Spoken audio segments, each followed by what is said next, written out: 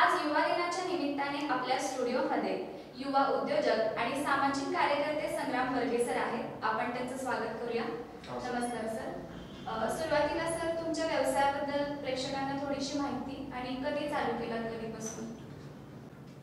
खरं तर व्यवसायाची सुरुवात खूप लवकर झाली आहे.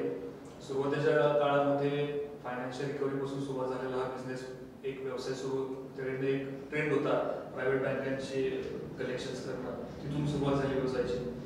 आणि तिथून हळूहळू मग कन्स्ट्रक्शनच्या व्यवसायामध्ये आलो. आज सावली ॲग्रोटेक प्रायव्हेट लिमिटेड म्हणून आमचा एक शेतीपूरक व्यवसायाचा कृषी सेवा केंद्र एक मिनी मॉल थोडक्यात शेतकऱ्यांसाठी आम्ही उभा केलेला आहे.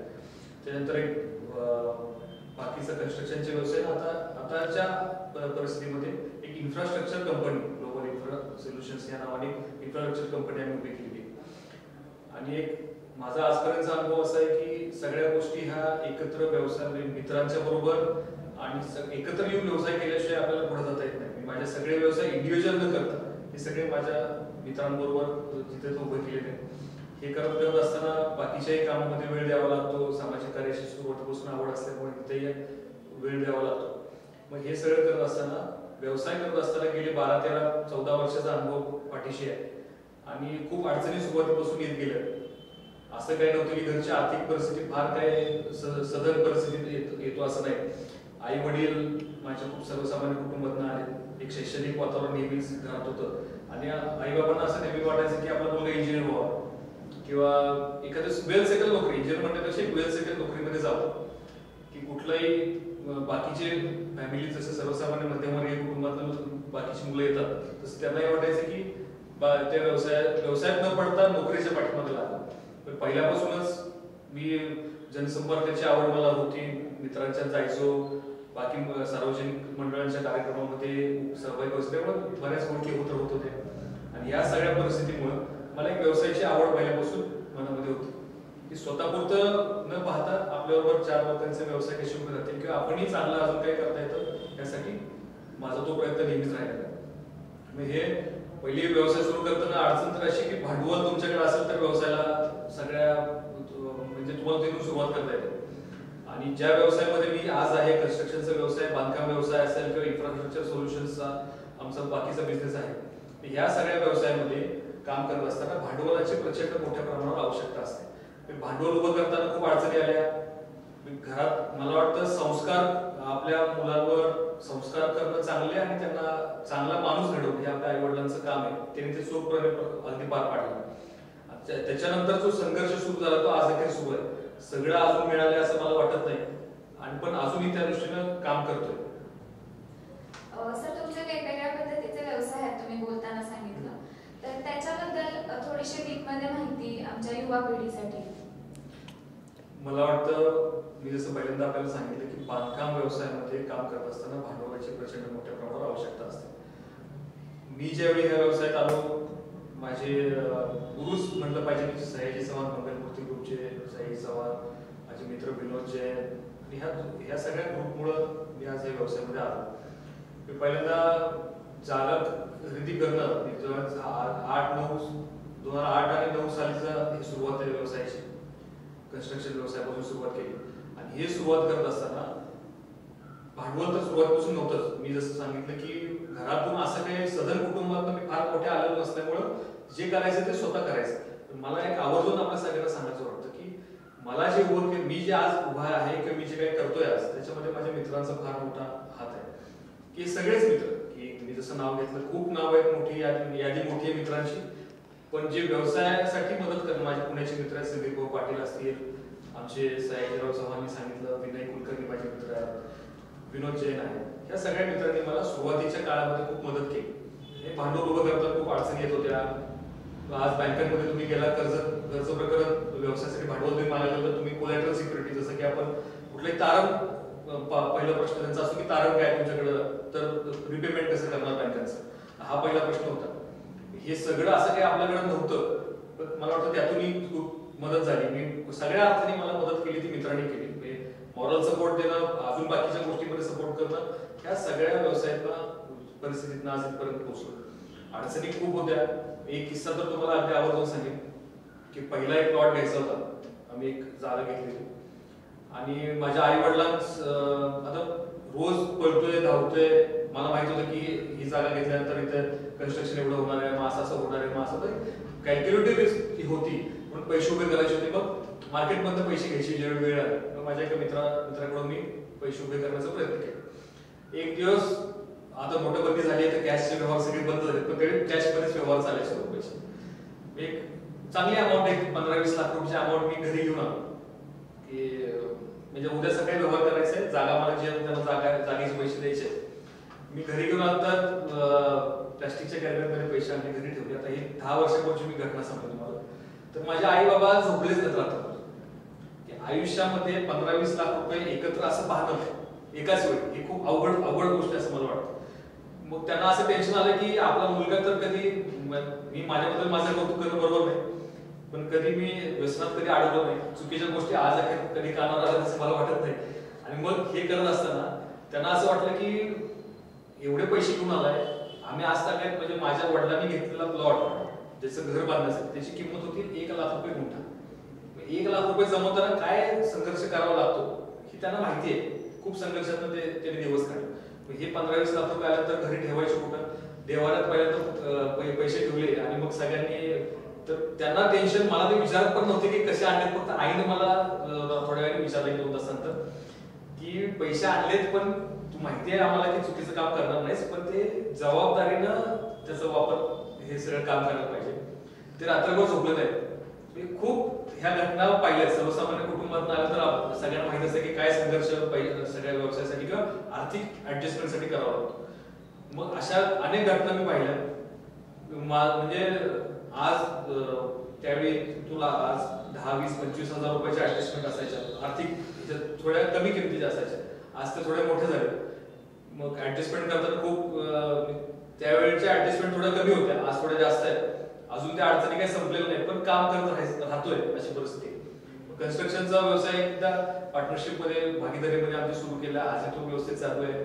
4-5 ठिकाणी प्रोजेक्ट पूर्ण झाले, अजून प्रोजेक्टचं प्लॅनिंग सुरू आहे. आणि ह्या सगळ्या संधीचं करता करता मला वाटतं थोडं संधी पुढे येत राहतात. जनसंपर्क असल्यामुळे मित्र भेटत राहतात.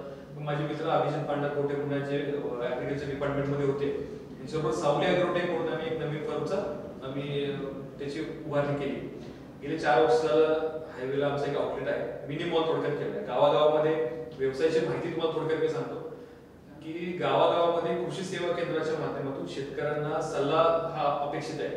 आता शेतकरी खूप तयार झाले, म्हणजे ते व्यावसायिक दृष्टिकोनातून शेतीकडे पाहतात. तरुण मुलं ह्या व्यवसायामध्ये आले, कृषी सारख्या क्षेत्रामध्ये का चांगलं आहे.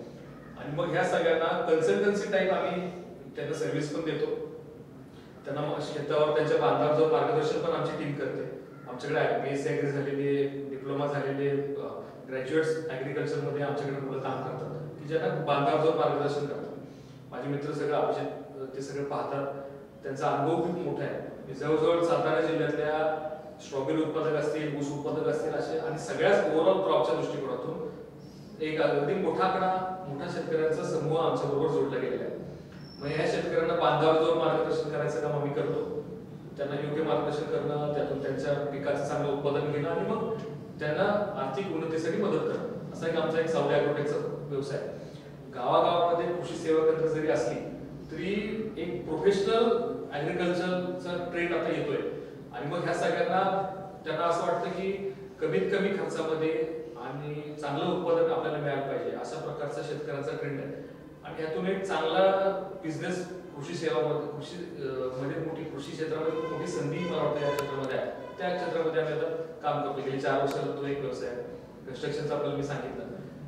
आणि बाकी आता माननीय देशाचे पंतप्रधान नरेंद्र मोदी आणि नितीन गडकरी साहेब यांच्यामुळे गेल्या 5-10 वर्षांमध्ये मोठ्या प्रमाणात इन्फ्रास्ट्रक्चर डेव्हलपमेंट या देशामध्ये होतीये की जे मोठे उद्योग म्हणजे रस्ते बांधतायत, मोठे म्हणजे कामं आपल्याला होताना दिसत आहेत.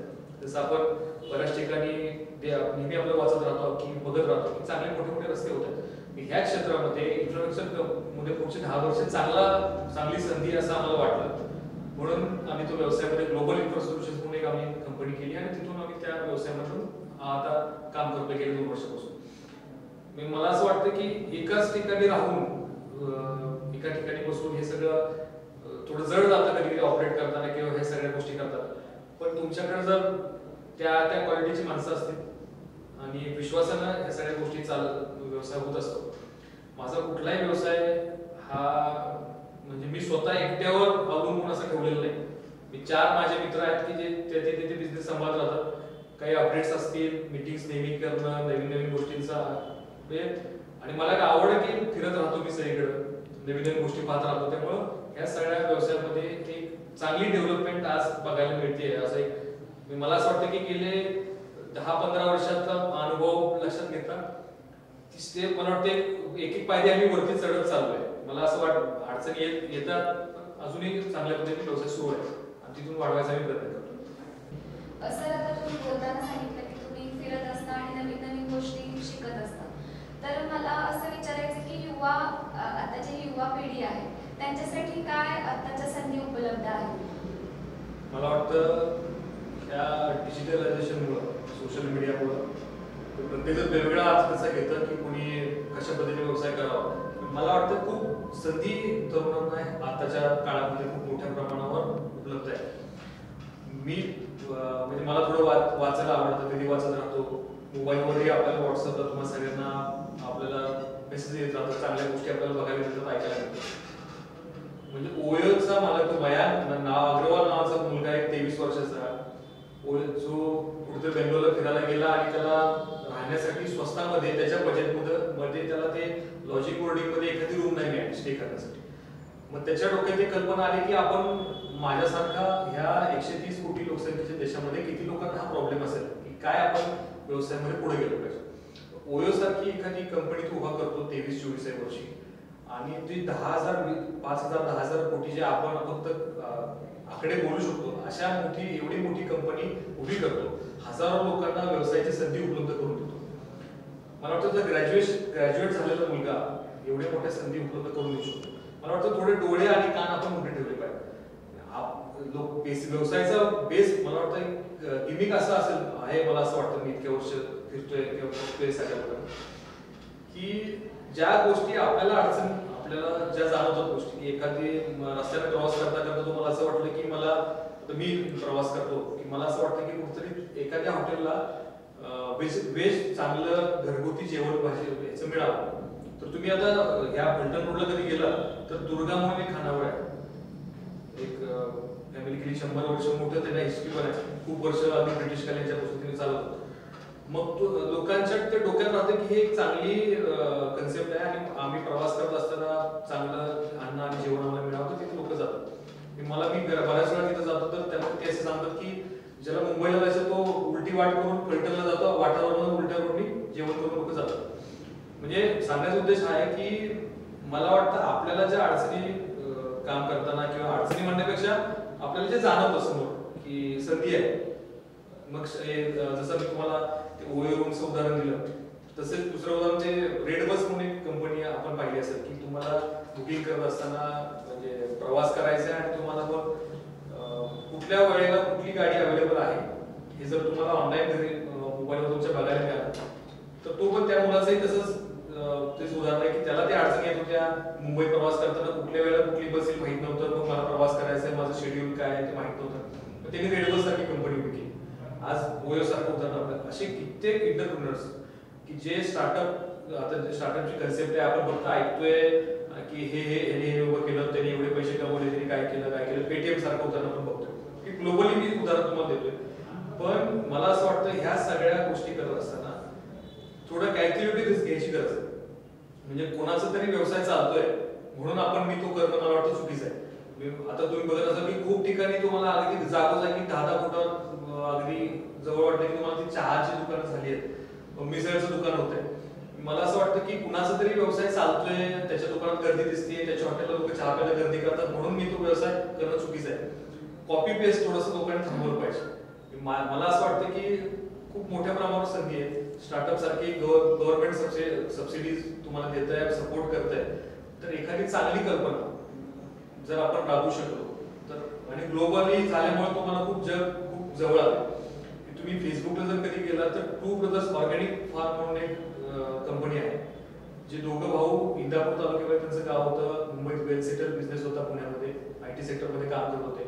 त्यांना असं वाटलं की आता हेल्थ कॉन्शियस लोक झाली आहेत आणि त्यांना असं वाटतं की हेल्थ कॉन्शियस झाल्यानंतर आपल्याला चांगलं खायला मिळालं पाहिजे. जसं आपण सेंद्रिय भाजीपाला, ऑर्गॅनिक भाजीपाला म्हणतो किंवा सेंद्रिय गूळ आपण खातो. मग ह्या सगळ्या गोष्टी, देशी गाईचं तूप असतं, ह्या सगळ्या गोष्टी आपल्याला मिळत नाही तिथं. मग आपण त्यासाठी लोकांची पण डिमांड दिसते की चालेल मार्केटमध्ये. मग ते येऊन इंदापूर सारख्या ठिकाणी स्वतःच्या वडलोपार्जित शेतीमध्ये आज एक स्वतःचं प्रोडक्शन युनिट सुरू केलं. मग ते खूप काही त्यात बनवतात, म्हणजे सेंद्रिय हळद बनवतात, गूळ बनवतात, बाकी तूप वगैरे, बाकी बरंच डेअरी प्रोडक्ट्स बनवतात. मग ह्या सगळ्या गोष्टी करत असताना आज तो बिझनेस खूप मोठा झाला.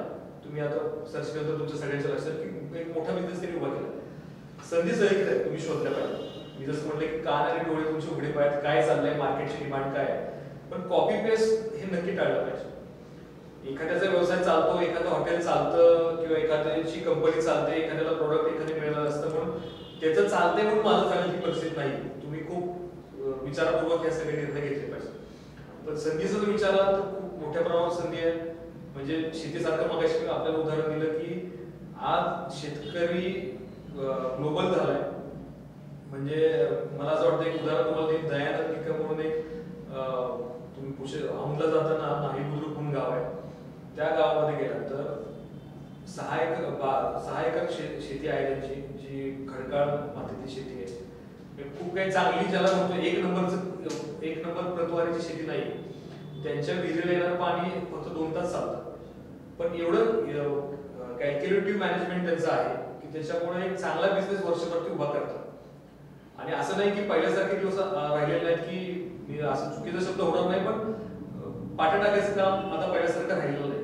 असं नाही की तुम्ही जाऊन शेतामध्ये रोज सकाळी जाऊन उदरपावडी घेतली पाहिजे, सकाळी 7 वाजता उठलं पाहिजे, तिथे शेती केली पाहिजे तर तुम्हाला पैसे मिळतील, असं नाही आहे अजिबात. आता तुम्ही मॅनेजमेंटचं स्किल तुमच्याकडे जर असेल, तुम्ही 4 लोकांना बरोबर घेऊन व्यवस्थित त्याचं प्लॅनिंग केलं, क्रॉपचे डिझाईन केलं, तुमचं उत्पादन, मार्केटची डिमांड काय जर सांगणी व्यवस्थित घातली तर शेतीमध्ये सुद्धा मोठ्या प्रमाणात संधी उपलब्ध आहे. आणि जेवढी गरज आहे, शेती भाजीपाला खूप मोठ्या प्रमाणात वाया जातोय, त्याच्यावर प्रक्रिया करण्याचे उद्योग असतील आणि मार्केटची डिमांड पाहता ऑर्गॅनिक शेतीला किंवा लोक आता हेल्थ कॉन्शियस झाले. बघितलं कोरोना सारखं वातावरण ह्या देशामध्ये जगानं पाहिलं. आणि मग आता धावपळीतलं सगळ्यांचं जगणं झालंय, सगळेजण धावपळीत असतात, पण क्वालिटी प्रोडक्ट्सला इथून पुढे डिमांड राहील. शेतीपूरक व्यवसायात तर 100% संधी आहे. ओव्हरऑल चांगले स्टार्टअप जे आहेत लोकांना आता सर्व्हिस सेक्टरमध्ये लोकांना संधी अपेक्षित आहे. की मला असं वाटतं की आज सातारा सारख्या ठिकाणी झोमॅटो आणि स्विगीला अगदी ऑलमोस्ट 90% हॉटेल्स हे स्विगी आणि झोमॅटो बरोबर टायअप झाले. तुम्ही फोन केले की 1 मिनिटात तुमच्यापर्यंत हे सगळं पोहोचतं. तर त्यामुळे त्या अनेक तरुणांना रोजगार मिळालाय. त्या हॉटेलवाल्यांना सोपं झालंय की सगळेच लोक माझ्या प्रेमाइसेस मध्ये येऊन तिथे जेवलं पाहिजे तरच माझा व्यवसाय. असं नाहीये की एखादा शाहूपुरीमध्ये राहणारा माणूस हायवेवरच्या एखाद्या हॉटेलमधून ऑर्डर करून त्याला ते टेस्ट ती सगळी मिळू शकते. मग अशा सगळ्या कन्सेप्टमध्ये आणि जर तुम्ही आश्चर्य मला कधी कधी वाटतं की खूप लवकर म्हणजे 18व्या 19व्या 17व्या वर्षी ही सगळी मुलं एवढ्या मोठ्या प्रमाणावर स्टार्टअप मध्ये काम करतात, नवनवीन भन्नाट कल्पना करतात. म्हणजे सातारचं उदाहरण तुम्हाला मी सांगितलं, तुम्ही कदाचित नाव त्यांचं माहिती आहे सगळं, प्रदीप लोखंडे म्हणून आपले सातारचे आहेत. की ज्या माणसाचं नाव प्रदीप लोखंडे पुणे 13 असं टाकल्यानंतर ज्यांना घरी पत्र मिळतं असं पुण्यातला एक मोठे उद्योगपती आणि उद्योगपती म्हणणार नाही मी त्याला, पण सोशल वर्क मध्ये खूप त्यांनी मोठं काम केलं, खूप लोकांना रोजगार दिलाय. मग त्यांच्याशी जेव्हा चर्चा मी 1-2 त्यांना भेटलो काही कामानिमित्त, तेव्हा त्यांनी सांगितलं की त्या पॅनलवर आहेत की एखादी कन्सेप्ट खूप मुलं आता स्टार्टअप मध्ये काम करतात आणि ह्या सगळ्यांना असं वाटतं की आपली कल्पना खूप चांगली आहे आणि मग ती इम्प्लिमेंट व्हावी की त्याला फंड्स मिळावे. की आयडिया जरी असेल तरी त्याला भांडवल हे लागतंच. म्हणजे सगळ्या मोठ्या कंपन्या जसं तुम्ही मध्ये मध्ये ऐकत असाल की रतन टाटानी पेटीएम मध्ये हा इतके टक्के भांडवल गुंतवलं, ते ओला उबर मध्ये एवढे टक्के भांडवल गुंतवलं. मग अशा सगळ्या मोठमोठ्या इंडस्ट्रीज किंवा जे इन्व्हेस्टर्स असतात ह्यांचं एक पॅनल असतं की एखादी मार्केटमध्ये कुठली कल्पना, कोण ही नवीन मुलं काय काम करतात आणि त्यांच्या कल्पना काय आहेत आणि ते खरं फिजिबल आहेत. असं नाही की मला आज वाटलं की मी एखादी कल्पना माझ्या डोक्यात आली ती लगेच चालेल असं नाही, त्याचा पूर्ण सर्वे करावा लागतो, त्याचा अभ्यास करावा लागतो, मार्केटमध्ये काय सिच्युएशन आहे किंवा त्याला कॉम्प्युटर कोण आहे त्याचा सगळ्याचा विचार करावा लागतो. आणि ह्या सगळ्या गोष्टीचा विचार केल्यानंतर तर त्या पॅनलवर आहेत. ते म्हटले मी गेले कित्येक वर्ष मल्टीनॅशनल कंपन्यांसाठी काम करतोय, जगभरात मी फिरलोय, पण आत्ताची पिढी खूप वेगळी आहे, खूप वेगळ्या लेवलला जाऊन काम करतात, भन्नाट आयडिया लावतात आणि मग तुम्ही विचार नाही करणार इथपर्यंत यांची विचारशक्ती कल्पनाशक्ती आहे. खूप चांगलं काम करतात, पण मला वाटतं सातारा सारख्या छोट्या शहर जरी असलं तरी मला वाटतं आपल्याला संधी इथे बसून ग्लोबली तुम्ही मिळू शकता. की इथून असं नाही की कुठं तुम्हाला मुंबई पुण्यामध्ये किंवा मोठ्या मेट्रो सिटीमध्ये जाऊनच काम करायला पाहिजे अशी परिस्थिती नाहीये. इथं राहून सुद्धा तुम्हाला मोठ्या प्रमाणावर संधी मिळू शकतात स्टार्टअप सारख्या नव्या कन्सेप्टवर, की नवीन उद्योजकांसाठी खूप मोठी संधी याच्यामुळे उपलब्ध झालेली आहे.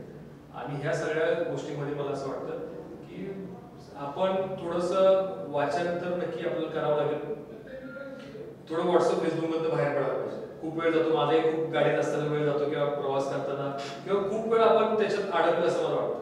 पण त्या सोशल मीडियाचं जसं मी म्हटलं की डिजिटलायझेशनचा फायदा आपल्याला खूप पॉझिटिव्ह पण गोष्टींचा फायदा आपल्याला होतोय, की आपण ह्या नवनवीन कल्पना उभ्या राहत आहेत की फ्रँचायझी मॉडेल उभं राहतं. की मी सांगितलं की चहासारखं ठीक आहे तुम्ही सोडून द्या तो विषय, पण खूप चांगल्या ब्रँड्सचे आउटलेट्स तुम्ही इथं त्यांची सर्व्हिसेस तुम्ही उभा करू शकता. इथं नाही तुम्हाला जगभरात संधी. आणि पहिली गोष्ट माझा म्हणण्याचा उद्देश आहे, तुम्ही कम्फर्ट झोन मधून बाहेर पडलं पाहिजे. मग माझं घर इथं आहे, माझी शेती जवळ आहे, किंवा माझे आई वडील इथं राहतात किंवा माझे मित्र इथं राहतात, इथून तुम्ही बाहेर पडल्याशिवाय शक्य नाही. आणि तुम्ही फिरलं पाहिजे आणि तो प्रवास गाडीने करायला पाहिजे.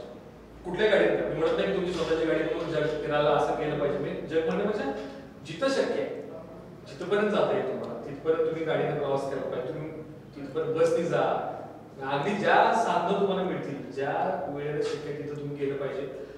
आणि खूप नवीन बघायला मिळतं, खूप छोट्या छोट्या गोष्टी असतात की तिथे तुम्हाला ते थोडं बघितलं की आपल्याला एक आयडिया म्हणजे कल्पनाशक्ती किंवा विचार कधी करतो माणूस की ज्याला तुम्ही काहीतरी बघितलेलं असतं, काहीतरी वाचलेलं असतं, तुमच्या मनापासून तुम्हाला काहीतरी करायची इच्छा असते.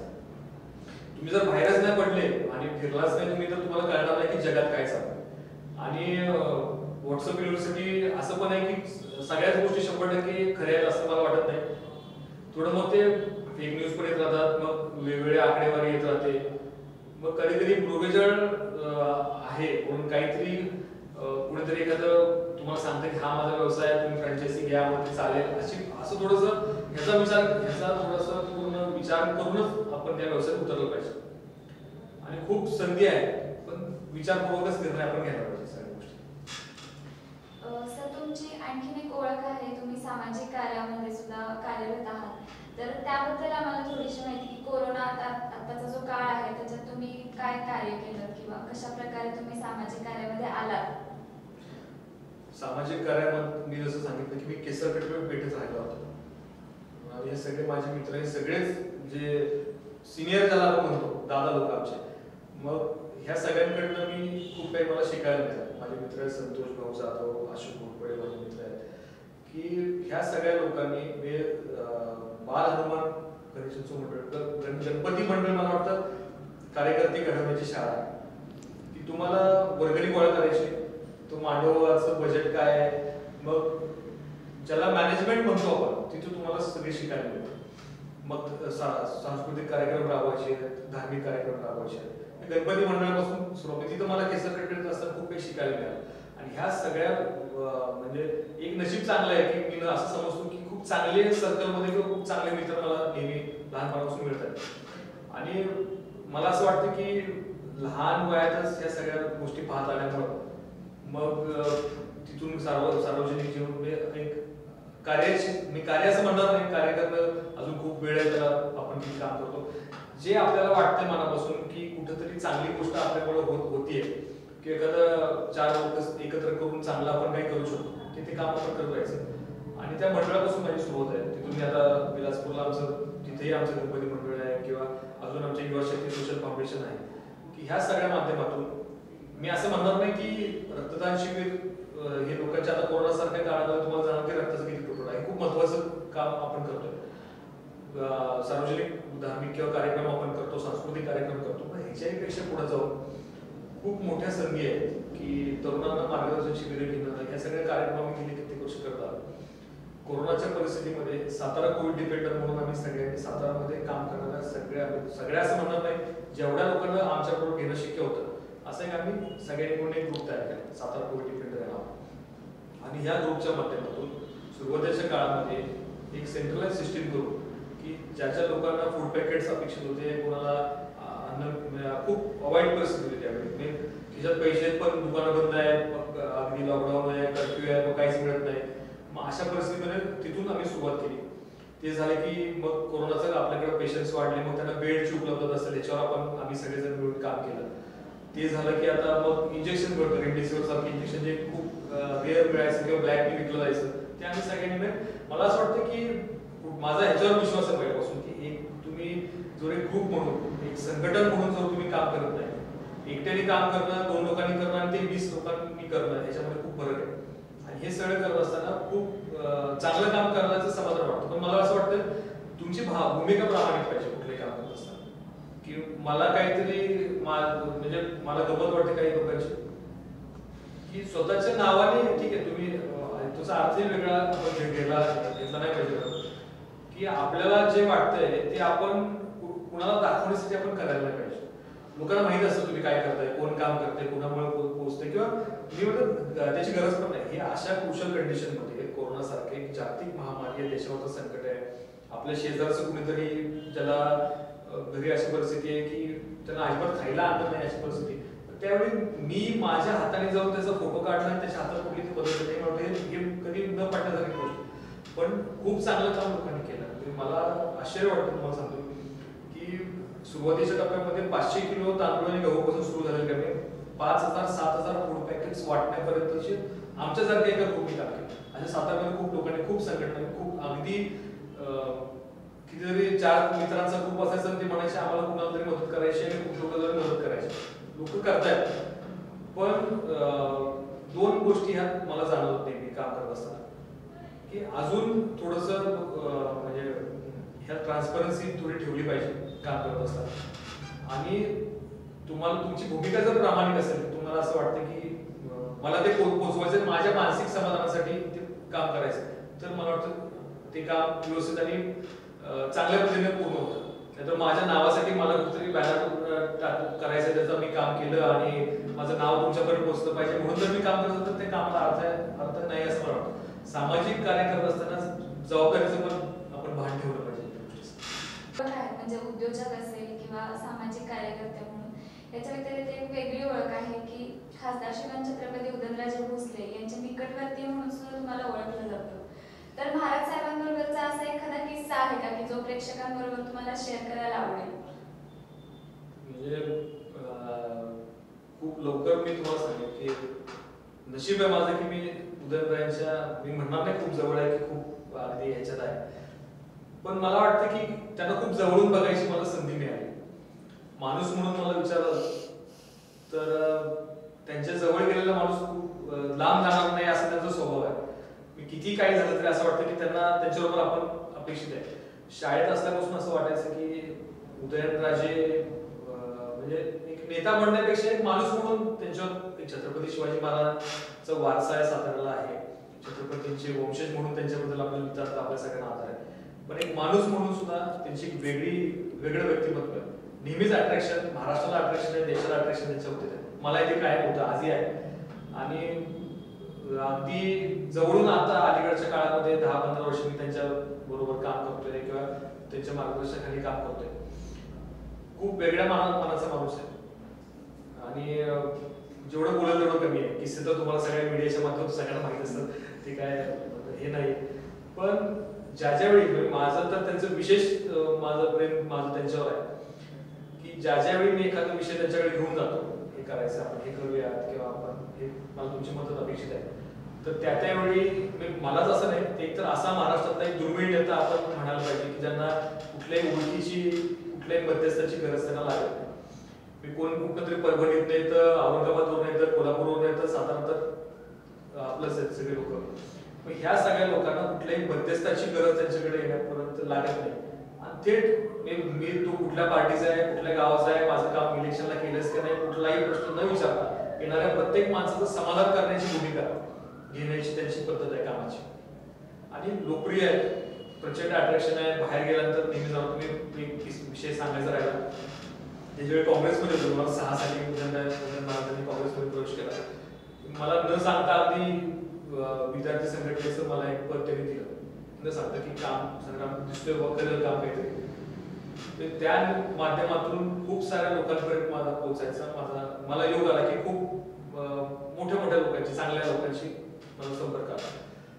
मी दिल्लीला दरवर्षी आमचं एक विद्यार्थी संघटनेचं कार्यक्रम असायचा दृष्टिकोन म्हणून, की जिथं देशातले मोठे मोठे सेलिब्रिटी की ज्यांना आपण टीव्हीवर पाहतो, मग फिल्म ऍक्ट्रेस असतील, मोठे नेते असतील, चांगले वक्ते असतील, या सगळ्या लोकांनी तिथं बघायची संधी मिळायची. तर आमचं ज्यावेळी ओळख करून द्यायचा प्रोग्राम असायचा की कोण कुठून आलाय, ते खूप पहिल्यापासून लोकप्रिय आहे. त्यावेळी मग संग्राम वर्गे सातारा म्हटल्यानंतर लोक उदयनराजेंचा तुमचा संपर्क आहे का, असा पहिला प्रश्न मला दिल्ली सुद्धा विचारायचे. आजही जिथं जातो त्यांचे थोडक्यात म्हणजे एक अदृश्य शक्ती पाठीमागे असल्याचा नेहमी आहे. हे आहे की नेहमी कुठं गेलो की लोक पहिल्यांदा त्यांचा विषय काढतात, आस्थेने विचारतात महाराजांचं काय चालू आहे, काय करतात सध्या. प्रेम आहे लोकांचं त्यांच्यावर.